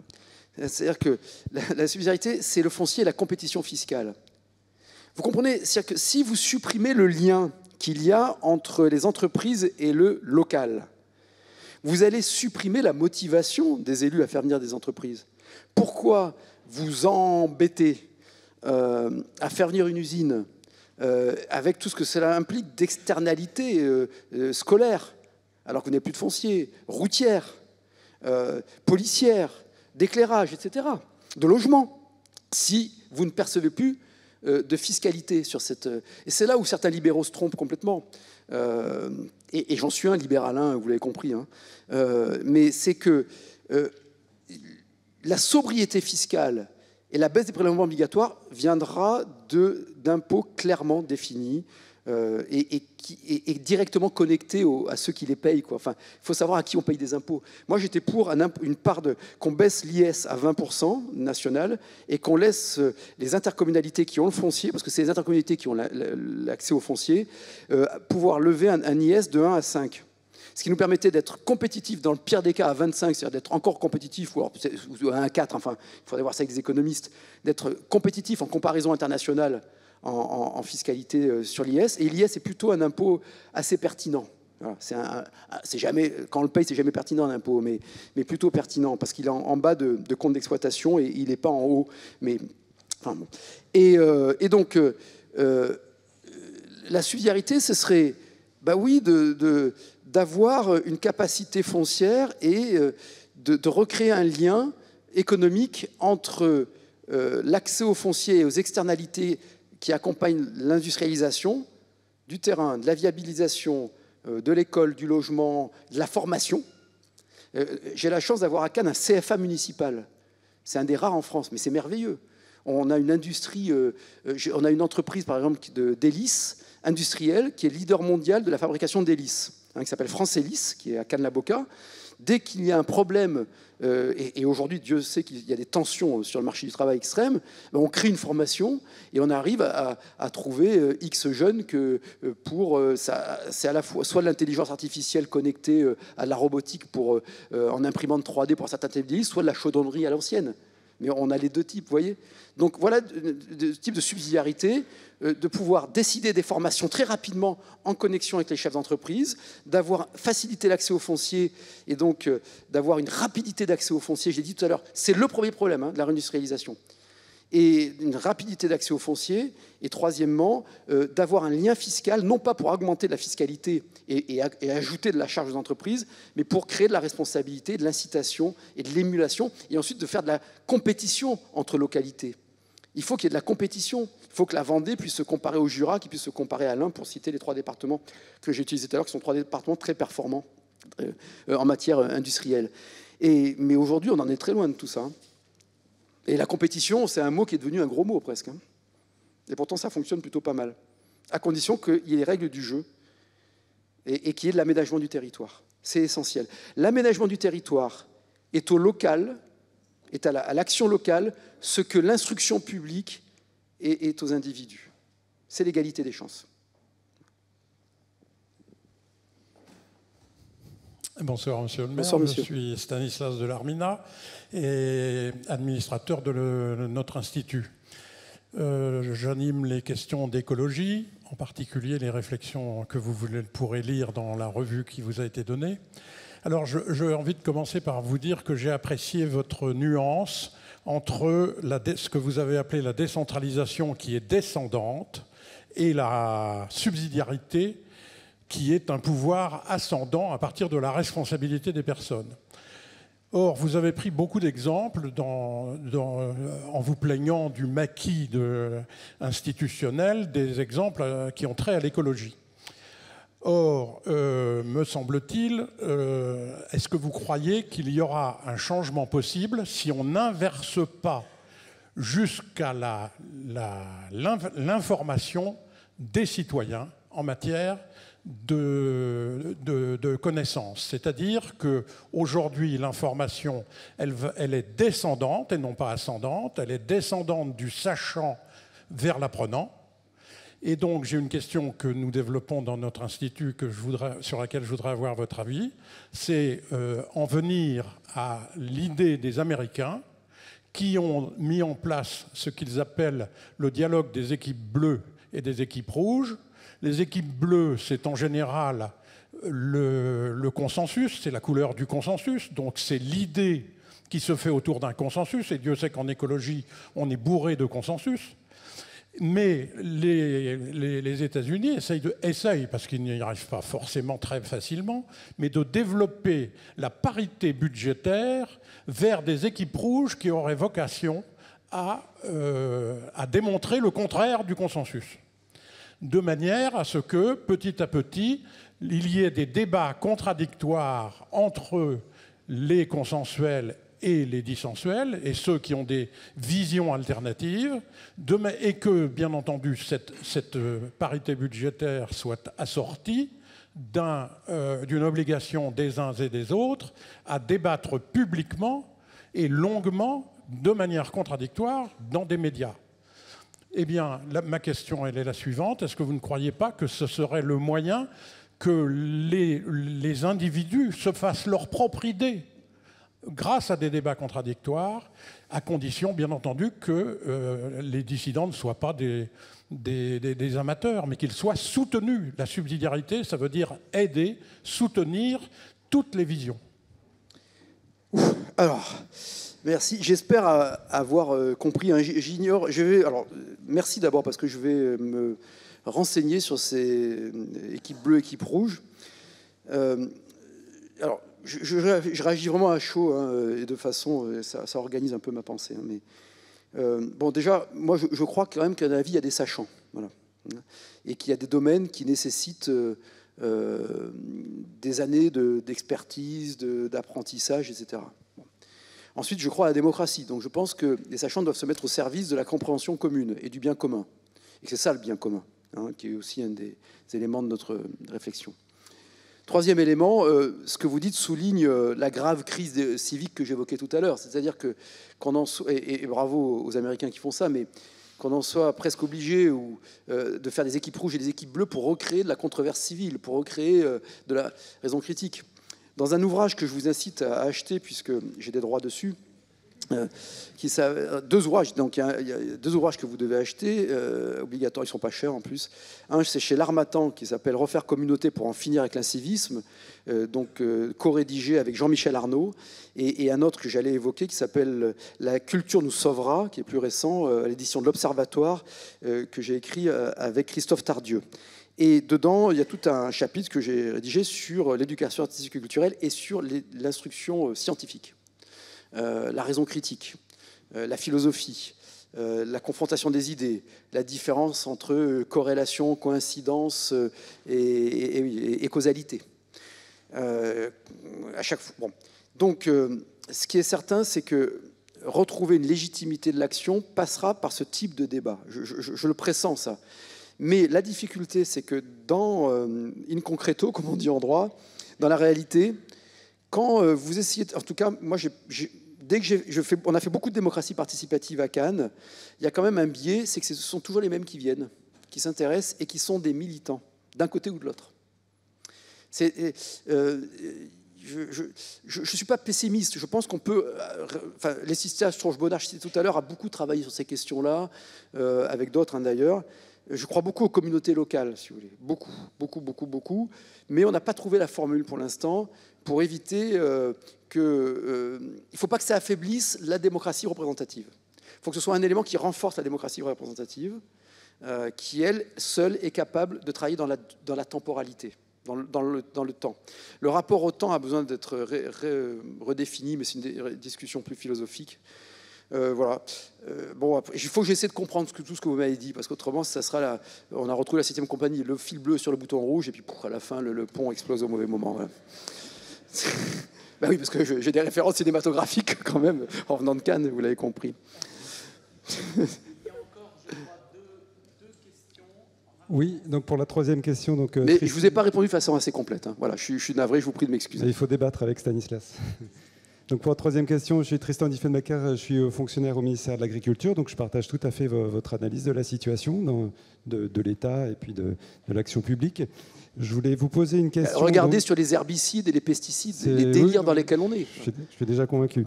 Bon. Et donc, mais ma question, c'était sur quelle vision vous avez d'initiatives provenant de groupes chrétiens ou cathos, parce qu'on est quand même ici vraiment engagé sur la doctrine sociale de l'Église. Et est-ce que vous seriez prêt à vous fixer comme objectif, donc objectif de l'État mis en œuvre au niveau local, par exemple, donc des principes fondamentaux de la doctrine sociale de l'Église, que sont par exemple la liberté pour les parents de choisir l'école de leur enfant, la liberté pour des travailleurs, salariés ou dirigeants d'entreprise de choisir leur protection sociale de base, leur assurance maladie, leur assurance retraite, sans qu'il y ait un monopole qui s'impose à eux. Donc, est-ce que vous seriez... Voilà, c'est 3 questions. Quelle image vous avez des initiatives de groupes cathos, chrétiens, plus largement? Je vais vous répondre, comme toujours, en toute sincérité. Une première partie intime, moi, ça me va très bien, si vous voulez. Je suis né à Limoges, j'ai été baptisé à Cannes, et j'ai cette instruction-là, ça en moi. Bon. Mais je suis un élu de la République, et le principe de laïcité doit s'imposer. Donc moi, je ne suis pas là pour promouvoir une doctrine de l'Église, même si j'ai cité Rerum Novarum, mais on pourrait en citer d'autres, hein. Bon, il y a eu quelques renversements, là aussi, philosophiques, entre Rerum Novarum et Cantakura, c'est pas tout à fait la même chose, mais bon, je ferme la parenthèse. Donc, pour revenir à ce que vous dites, je vous invite d'abord à lire, comme ça vous donnera toute la clarté sur ma pensée sur l'école, une tribune une chronique que j'ai sortie dans l'Opinion il y a 10 jours, qui s'appelle Perseverare Diabolicum. Voilà. C'est tout un vaste programme et où je suis absolument favorable à la suppression de la carte scolaire. Et ça, c'est une position personnelle, contre-intuitive en France. Et je souhaite, moi en fait, pour résumer, je souhaite qu'on soit propriétaire que chacun soit propriétaire de sa vie. Voilà. Moi, je veux être propriétaire de ma vie le plus mieux possible. Et comme je suis propriétaire de ma vie, je le fais en responsabilité dans le groupe. Donc tout ça, ça me va parfaitement.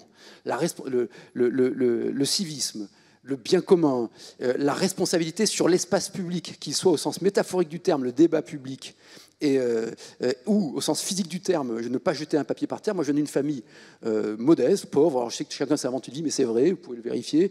On ne théorisait pas grand-chose, mais on ne jetait pas un papier par terre. Vous voyez ce que je veux dire? Voilà. Donc, je veux être propriétaire de ma vie. Voilà. Donc, aujourd'hui, le système de l'école, tel qu'il est organisé en France, au nom de l'égalité, a créé des trappes identitaires et sociales, assigné à résidence identitaire et sociale. Tout le monde ici dans cette salle sait où mettre ses gosses pour échapper à ça. Ceux qui n'ont pas l'information ne le savent pas. Et donc, moi qui n'étais que dans l'enseignement public et laïque, enfin, je vous mettez le terme que vous voulez, aujourd'hui, bah oui, mon gosse, je l'ai mis dans un collège privé. Alors moi, ça ne me pose pas de problème existentiel parce que je suis pour l'école privée, hein, donc contrairement à d'autres qui sont contre mais qui mettent leurs gosses. Hein. Et donc, il n'y a pas de problème. Mais ce que je veux dire, c'est que au nom de l'égalité, c'est comme tout à l'heure sur le maquis normatif, on crée de la dérogation. on crée de l'exception, tout au profit de ceux qui ont l'information, parce qu'ils ont de l'argent, parce qu'ils ont l'information, les fils de profs, les fils de maires, les fils, voilà, bon, hein, ou les filles d'ailleurs, puisque l'instruction, contrairement à l'Afghanistan, est ouverte aux filles en France. Donc, donc là-dessus, ce qu'on a appelé le chèque éducation, alors, le problème c'est que le chèque maintenant, c'est un peu dévalorisé comme terme, mais je pense que c'est une bonne mesure, c'est-à-dire, mais à condition qu'on arrive à apporter la bonne information aux parents. Qu'on leur dise, voilà les établissements, et c'est vous qui choisissez où vous mettez votre gosse. Et la puissance publique tracera, suivra l'investissement public dans l'établissement que vous avez choisi. Mais la contrepartie, c'est que le chef d'établissement choisit aussi, peut choisir ses gosses et ses enseignants, et que les enseignants choisissent l'établissement où ils vont. Et puis, parallèlement, qu'on voit un peu ce qui se passe au bout d'un an ou deux, mais que parallèlement, on fasse aussi un réseau en termes d'aménagement du territoire, d'établissements publics qui font un maillage du territoire, à mon avis, à l'échelle des anciens cantons, qui est l'échelle la plus pertinente, qui est à chaque fois un établissement public avec un internat d'excellence et avec un corps d'élite public, totalement public, qui servent quand même de repères et de garantie d'accès à une éducation à des enfants qui ont du potentiel. Mais regardez toutes les initiatives qui sont prises, d'ailleurs souvent par des patrons catholiques, hein, chrétiens, ou protestants d'ailleurs, dans les banlieues, etc. Je ne peux pas les citer, mais ça marche. On a une jeunesse issue de l'immigration dont les parents veulent qu'ils s'en sortent, leurs gamins, hein, dans leur immense majorité. Hein. Mais il faut de la discipline, il faut retrouver le sens des fondamentaux, le matin, et puis comprendre ce que sont les soft skills, les compétences douces. En France, on a abandonné les fondamentaux, mais on ne pratique pas les compétences douces. On a le cul entre deux chaises éducatif. Et ça, c'est terrible. La deuxième question, c'était sur... Vous avez parlé d'éducation et de... C'était la même chose sur l'assurance maladie, l'assurance retraite de base, le droit des travailleurs de choisir, de ne pas avoir un monopole qui leur dise « vous faites ça ». Et moi, toute ma vie, j'ai voulu choisir parce que mes parents, et parce que j'ai repris des petits commerces, on ne se posait même pas la question, quoi. Et donc, sur les retraites, j'ai essayé d'apporter une voix sur la retraite par capitalisation, parce qu'aujourd'hui, la retraite par capitalisation, elle est réservée aux plus riches. Tous ceux qui sont contre, ils ont tous des retraites par capitalisation, y compris les fonctionnaires. Hein. Et ce n'est pas l'après-fond. Je parle du régime additionnel de la fonction publique, décidé en 2003, qui aujourd'hui a 42 milliards de capitalisation depuis qu'il a été mis en œuvre depuis 2006, et qui, n'importe quel agent de catégorie C au SMIC, a une retraite par capitalisation dans la fonction publique. Et ça marche très bien. Voilà. Donc, je crois qu'il faut être propriétaire de sa vie, propriétaire de sa retraite en partie, et ce qui n'empêche pas d'avoir des systèmes hybrides. Moi, je suis pour un système hybride sur la retraite. Hein, je pense qu'il faut quand même une garantie de solidarité, mais de répartition uniquement sur les 85% du SMIC, et que le reste, ce soit du choix. Voilà. Bonjour, mon cher collègue. Cher collègue, c'est donc vous. Guillaume de Vigneral, maire pour Ry, je suis membre de Maire pour le bien commun. Donc ma question est la suivante. Le 15 septembre, le président a annoncé la transition démographique au préfet. Elle est imposée contre toute subsidiarité à nos communes. Depuis, il y a des CADA, des centres d'accueil des migrants. Ils commencent à être mis en place dans les communes, c'est-à-dire 40 étrangers dans un village de 300 habitants. Et cet apport brutal, ça détruit l'équilibre de notre commune. Ça détruit la paix sociale dont nous sommes responsables. Alors, comment se défendre? Et l'AMF peut-elle nous aider? L'AMF ne fait que ça, chers collègues. Parfois, l'AMF mériterait d'être plus lu, entendu, soutenu. Mais il y a de formidables membres, comité directeur, etc. Non, mais l'AMF, déjà... Le principe de base, et c'est ce qui m'a réjoui dans l'AMF, hein, je dois le dire, j'avais sous-estimé, alors, président de l'AMF, c'est un mandat totalement bénévole, hein, je le répète, hein, bon. Mais j'avais sous-estimé le côté chronophage des réunions ministérielles, c'est inouï, le nombre d'heures qu'on passe dans les ministères sur des trucs, avec des ministres qui sont souvent des gens très bien, qui veulent bien faire, mais qui en plus n'ont aucun pouvoir à la fin. Vous passez des heures sur une virgule, un truc en lien avec le Sénat, l'Assemblée, puis à la fin c'est balayé. Bon. Et en revanche, j'avais surestimé la difficulté de trouver des positions communes qui ne soient pas molles, et y compris avec des maires qui sont quand même très à gauche. Et ça se passe très bien. Parce que, sauf exception, on a quelques... Bon, mais le maire est obligé de décider, donc il est obligé d'être un peu libéral. Je sais que ce propos me sera reproché, mais il est obligé d'être un peu libéral. Il est obligé d'être en situation de responsabilité. Donc la position de l'AMF, c'est que rien ne doit être imposé à un maire.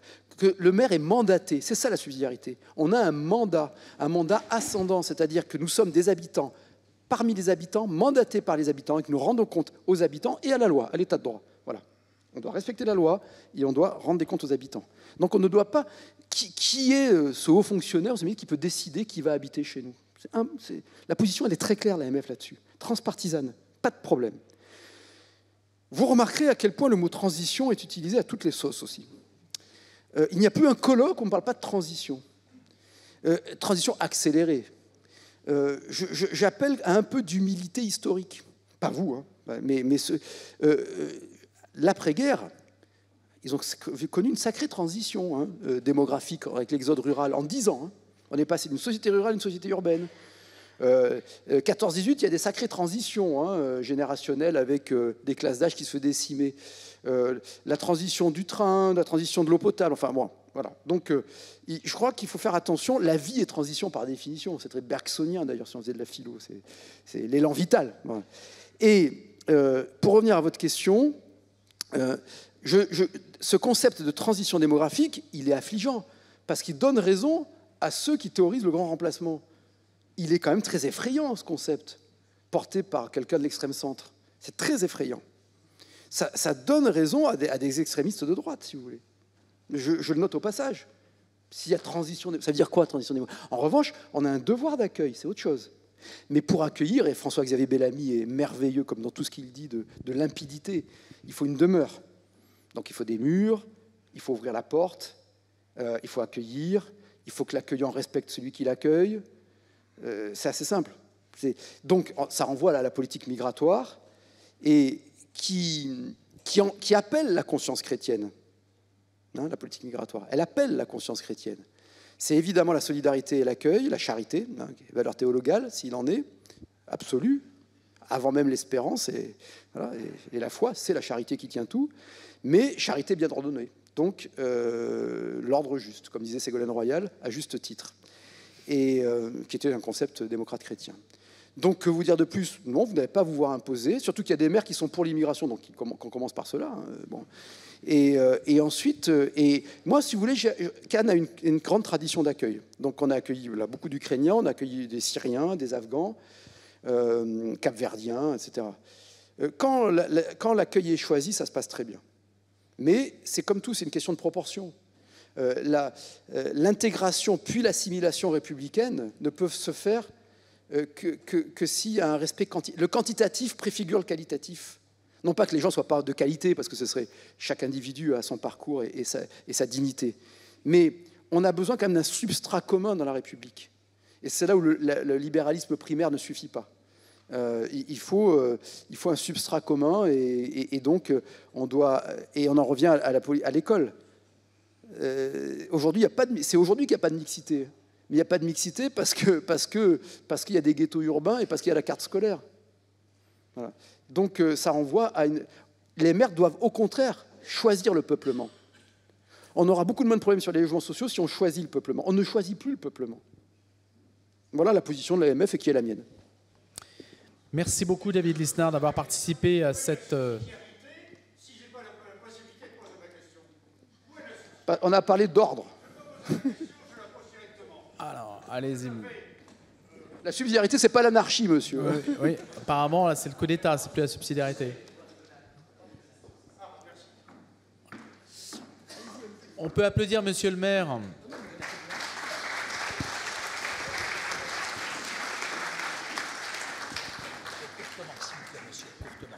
Le titre de notre conférence, c'est « Penser la subsidiarité politique ». Comment se fait-il que vous n'ayez pas parlé du traité de Lisbonne, qui est exactement le contraire du principe de subsidiarité? Merci, monsieur. Merci beaucoup. Il y a plein de choses dont je n'ai pas parlé, hein, si vous voulez. Mais je pense qu'effectivement, c'est une meurtrissure dans la Ve République que d'avoir eu un traité qui a défait le choix d'un référendum. Voilà.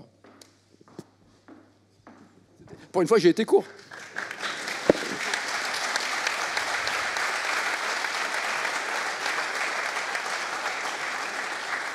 Monsieur le maire, je ne sais pas si vous m'entendez là, oui, monsieur le maire. Alors aujourd'hui, vous avez fait un top, c'est la première fois qu'on est aussi nombreux. Je crois que vous avez fait aussi un top parce que vous nous avez tous passionnés. Passionnés parce qu'on sent que vous êtes un homme passionné, mais dans le bon sens du terme, passionné par vos responsabilités, et vous ne cessez de crier contre l'irresponsabilité. On sent que vous savez les prendre et que visiblement vous savez décider. Merci de ce pragmatisme parce que vous nous avez parlé d'expérience en début d'exposé. On sent tout dans vos propos au-delà de les intellectualiser, comme vous l'avez parfaitement dit, tout ceci est fondé sur de l'expérience, sur une vie, sur un certain nombre d'exercices de responsabilité et que ça ne sont pas que des théories, même si le principe lui-même de subsidiarité est un principe de base et fondamental, et on pourrait presque s'en arrêter là, mais je crois que vous nous avez montré que dans la vie de tous les jours, dans la vie quotidienne de chacun, la nôtre comme celle de responsable, ce principe avait non seulement sa place, mais sa valeur, et qu'il était essentiel. J'ai beaucoup aimé votre notion de la subsidiarité, c'est la vie. Parce que, contrairement à ce qu'on entend, notamment, on parlait du traité de Lisbonne, mais notamment à l'Union européenne, à l'Europe, qui nous parle de subsidiarité, qui est fondée sur la subsidiarité, mais une subsidiarité montée complètement à l'envers, qui marche sur la tête, puisque la subsidiarité pour l'Europe, c'est on laisse faire aux autres ce qu'on n'est pas capable ou ce qu'on ne veut pas faire. La subsidiarité, c'est totalement l'inverse, et comme vous l'avez dit, ça commence par la personne humaine, par la place de l'homme dans la cité, qui doit faire sa vie comme il l'entend, qui doit faire dans sa vie prendre les responsabilités qui sont de son domaine, qui sont de son niveau, et qui, quand il ne peut pas, se tourne vers un certain nombre d'autres échelons qu'on appelle habituellement les corps intermédiaires, dans lesquels on peut trouver tout un tas de structures, à commencer par la famille, la commune, l'entreprise, etc., etc. Donc merci, un grand merci de tout cela. On s'aperçoit malheureusement qu'on marche un peu sur la tête, de plus en plus. Je ne sais pas où est-ce qu'on peut mettre la tête une fois qu'on marche dessus, et que le travail pour inverser tout ça sera compliqué parce que ce manque de subsidiarité mène à la surbureaucratisation, mais il mène aussi à la crise civique, à la crise humaine, à la crise politique, à la crise démocratique. Et c'est malheureusement tout ce que nous vivons aujourd'hui, de plus en plus, et avec une accélération qui fait peur. Et maintenant, pour la deuxième conférence que vous viendrez nous faire, on vous demandera comment remettre la machine à l'endroit et comment remarcher sur nos pieds plutôt que marcher sur la tête. Merci, monsieur le maire.